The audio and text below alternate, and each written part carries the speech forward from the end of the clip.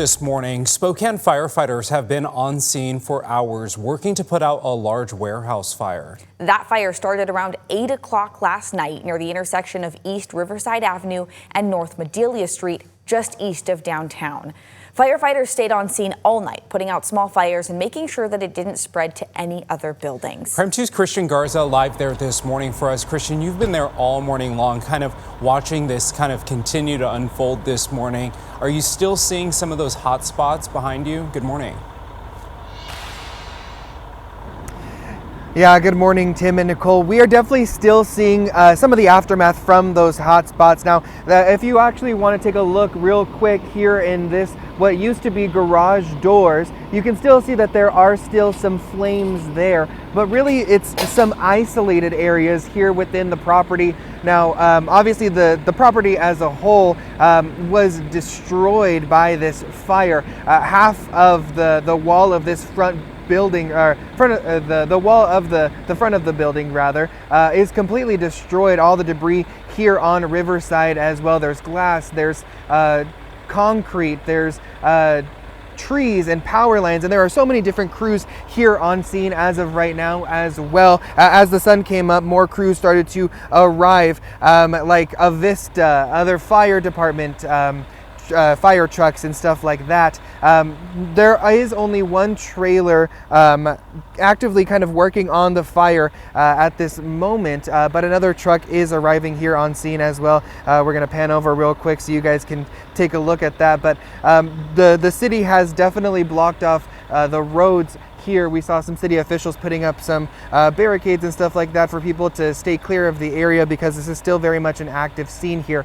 But really quickly, I want to take a look and show you guys what this fire looked like last night as well at its peak.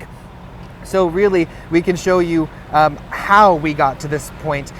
So this is all from crews from Crime 2 that came out last night, as well as some viewer video potentially as well. But really it shows the flames, it shows the extent of the damage, and right now we are definitely seeing that aftermath with all of the different factors that we are just seeing right now. Now, Justin DeRuyter with SFD says this area is no stranger to fires, though, with a building right next to this warehouse, because the building right next to this warehouse actually caught fire 5 years ago. So really it's no stranger to this type of damage here. Now, after being alerted about the fire, DeRuyter says the biggest concerns for them was to make sure that this fire didn't spread and that people were safe. People standing a couple hundred feet away back here, we're talking about the heat this thing was putting off last night. A lot of heat coming off of this. So the big thing at that point is just trying to keep that fire in the footprint that it is, you know, in just that one building and not spreading. So a couple things with that was we had a lot of embers coming off this. We talk about our ember showers with wildland fires, but essentially that's what we had here too yesterday. So we had some firefighters patrolling kind of the neighborhoods around here, watching where those embers landed to make sure we didn't get another fire going.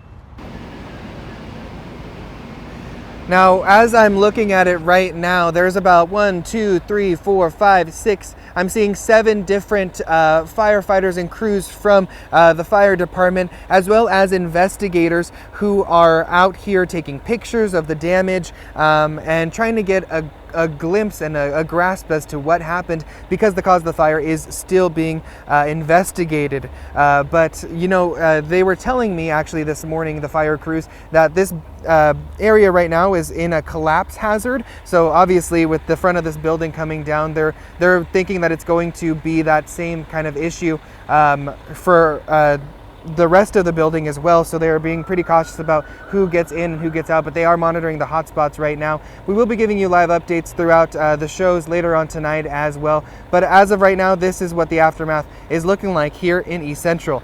I'm Christian Garza.